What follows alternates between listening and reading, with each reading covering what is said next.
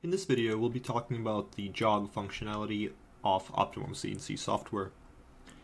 On the right side of the screen, in the main window, you will see the arrows for X, Y, and Z axes, as well as the jog step size. This size is the increment by which the machine will move upon every press of the button or press of the keyboard arrows.